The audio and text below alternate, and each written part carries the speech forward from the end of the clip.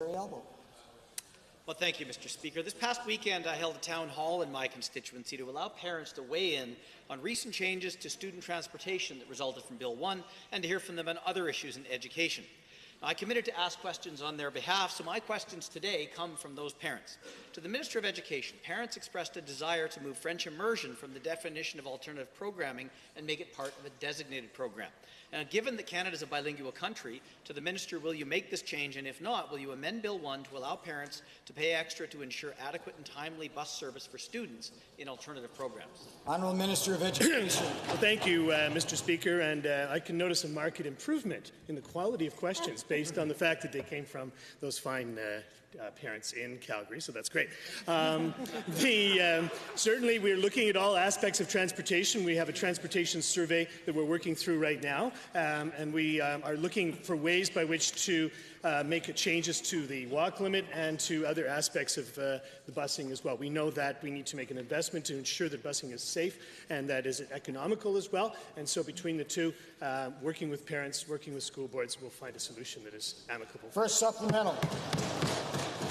Thank you, Mr. Speaker. No parents smarter than those in Calgary-Elbow, Mr. Speaker.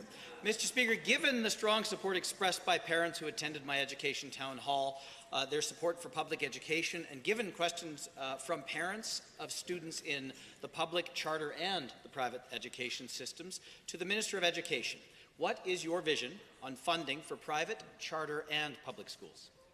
The Honourable Minister.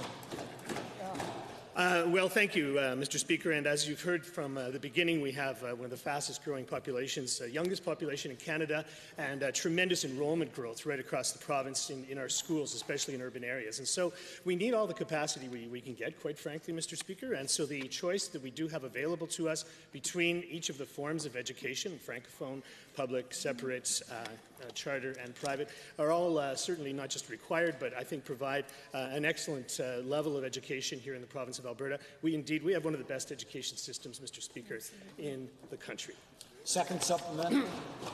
Well, thank you, Mr. Speaker. Now, given that one of the issues that have been particularly challenging for parents in Calgary-Elbow and the rest of the city is disconnected bell times due to student transportation constraints, and given that there are some middle schools that start over an hour after their feeder schools, and given this makes it very difficult for families with kids in both schools and has a negative impact on parents' ability to maintain regular work hours, to the Minister of Education, have you met with parents to discuss these concerns, and if not, will you meet with them?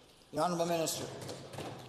Yes, well, thank you, Mr. Speaker, and certainly the issue around bell times in the city of Calgary is something that I've heard a lot about, and certainly you want to make sure that it is convenient so that you have some synchronization between kids in different levels of school and so forth. And so, yes, I have, but yes, I will in the future too. You know, it's important for us to make investment in education. We've done so over the last 4 budgets, and we continue to do so now. And $77 million for our Classroom Improvement Fund, for example, Mr. Speaker, which resulted in a hiring of more than 140 new positions in the city of Calgary, in Calgary Public alone.